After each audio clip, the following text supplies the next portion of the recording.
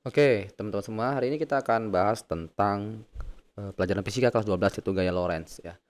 Jadi gaya Lorentz ini adalah gaya yang terjadi karena adanya kawat ya yang dialiri arus listrik. Nah, maka ketika kawat ini dialiri arus listrik, maka nanti ada yang namanya medan magnet ya, medan magnetik atau kawasan yang ada nilai magnetnya seperti itu. Nah, kawasan yang ada nilai magnetnya itu disebut dengan huruf B ya, simbolnya huruf B.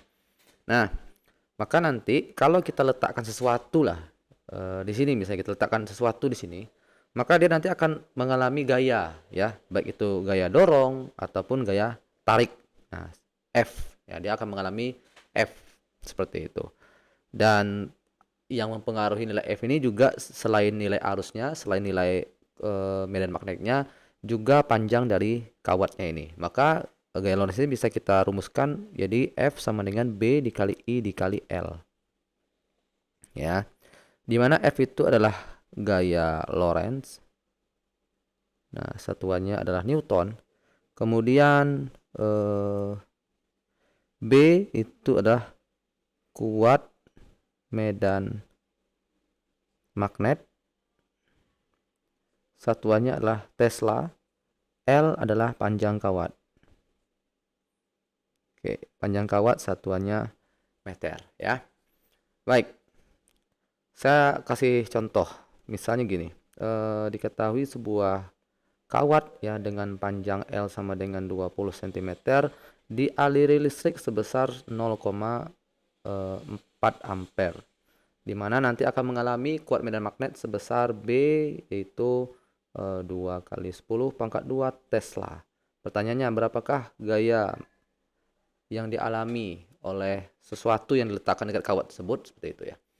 Maka kita langsung aja kalikan F sama dengan B dikali I dikali L. Nah, B-nya 2 kali 10 pangkat 2, I-nya 20 I-nya 0,4 ya. L-nya adalah 20 cm. Nah, 20 cm ini kita ubah dulu. Ubah dulu menjadi meter yaitu 0,2 meter. Di sini 0,2. Nah, lalu kita tinggal kalikan saja ya. 2 kali 0,4 itu 0,8. Dan 2 kali 0,8, 0,8 dikali 0,2 berarti 0,16 ya. Atau biar mudah cara ngitungnya, nah ini tips juga nih ya. Biar mudah cara menghitungnya, kita ubah ke pecahan notasi ilmiah. Jadinya seperti ini. 2 kali 10 pangkat 2, 4 kali 10 pangkat min 1, 2 kali 10 pangkat min 1. Akhirnya 2 kali 4 kali 2, berarti 16. Kali 2 ditambah min 1 ditambah min 1. 2 ditambah min 1 ditambah min 1. Akhirnya jadinya 0 ya. Nah, jadi jawabannya adalah 16 Newton. Oke, seperti itu ya kalau seandainya kasusnya seperti ini. Dimana ada kawat yang diketahui arus listrik yang nanti akan mengalami gaya seperti gaya Lorentz seperti itu. Nah, tapi ada kasus yang lain nih teman-teman semua. Di mana di dekat kawat itu, ya di dekat kawat ini seperti ini. Di dekat kawat yang dialiri listrik ini ada muatan Q yang mengalir ya, yang bergerak dengan kecepatan tertentu, dengan kecepatan V. Nah, maka kan di sekitaran kawat ini kan ada kuat medan magnetnya ya. Maka nilai gaya yang dialami oleh muatan ini yaitu nanti akan ya apakah itu gaya tarik menarik ataupun gaya tolak menolak. Maka nilai F-nya kita gunakan rumus B dikali Q dikali V. Nah, ini rumusnya. Nah, di mana F itu sudah sama seperti tadi ya. F sama, B juga sama. Nah, Q itu adalah muatan. Satuannya adalah Coulomb. V adalah kecepatan. Satuannya adalah meter per sekon. Jadi harus ngikutin ininya ya, patokannya. Nah, maka jika seandainya ada soal nih, misalnya diketahui langsung saja diketahui B-nya 2 kali 10 pangkat min 2 Tesla ya kan. Kecepatannya 36 km per jam. Lalu Q-nya adalah 2 kali 10 pangkat 3 pangkat misalnya 2 kali 10 pangkat min 3 kolom ya. berapakah nilai F-nya. Nah, kalau seperti ini udah tinggal kita masukkan saja nih. F sama dengan B dikali Q dikali V. B-nya adalah 2 kali 10 pangkat min 2, Q-nya adalah 2 kali 10 pangkat min 3, V-nya, nah ini kan masih 36 km per jam. Kita ubah, cara ubahnya gimana? Nah ya, nih kilometer kita ubah ke meter dulu, karena satuannya harus meter per sekon. Kilometer ke meter berapa? 1000 ya. Oke, kemudian jam ke detik berapa? 3600. Nah, oke. Sekarang 36 dikali 1000, 36.000 dibagi 3600. Maka tinggal kita coret. Jadi tinggal 10 ya. Nah, maka dapatlah jawabannya 40 kali 10 pangkat min 5 Newton. Oke, gitu ya teman-teman semua. Nah, sekarang ada tantangannya nih. Nah, sekarang saya gabungkan. Jadi ada kawat ya, dialiri listrik sebesar I sama dengan 4 ampere misalnya. Kemudian pada titik yang di sini ya, ada Q yang nilainya 2 kali 10 pangkat min 2 kolom bergerak dengan kecepatan V sama dengan 72 km per jam.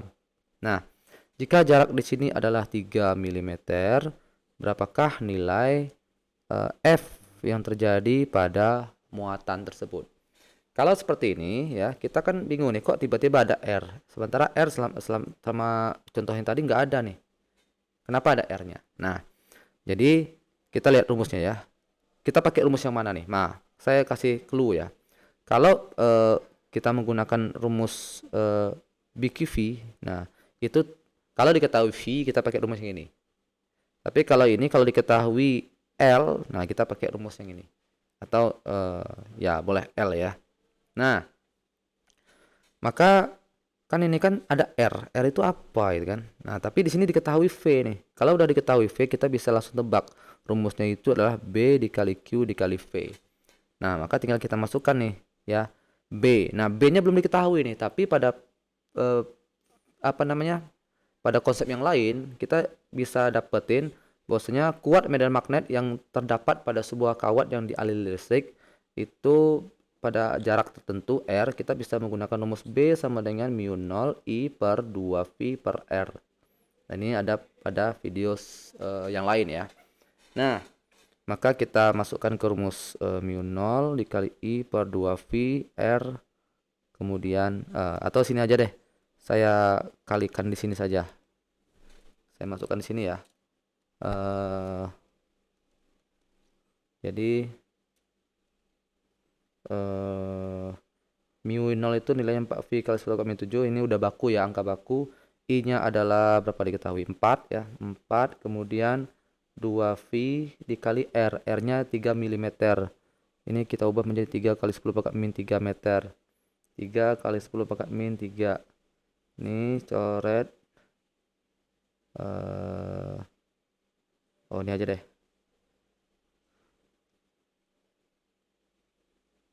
Oke. Ini aja. Per V dengan 2V jadinya 2 ya. 2. 2 kali 4, 8. 3-nya nggak bisa kita bagikan, jadi 8 per 3 kali 10 pangkat min 4 Tesla. Nah, setelah itu baru kita masukkan ke rumus di atas. 8 per 3 V pangkat V-nya nggak ada ya. 8 per 3 kali 10 pangkat min 4. Q-nya adalah 2 kali 10 pangkat min 2. Nih ya. 2 kali 10 pangkat min 2. V-nya 72 km per jam. Ingat kayak tadi, 72 km ke meter 1000 per 1 jam per detik 3600. Coret 36 sama 2 2. Berarti 2 kali 10 20. Nah, maka didapatlah 8 kali 2 16, 16 kali 2 itu 320. Nah, kali 10 pangkat min 6 per 3. Nah, inilah jawabannya. Oke. Jadi yang ingin saya sampaikan sinilah ketika nggak diketahui nilai B-nya ya, maka gunakan rumus ini untuk menentukan nilai B. Oke, itu saja pelajaran tentang gaya Lorentz. Terima kasih perhatiannya. Assalamualaikum warahmatullahi wabarakatuh.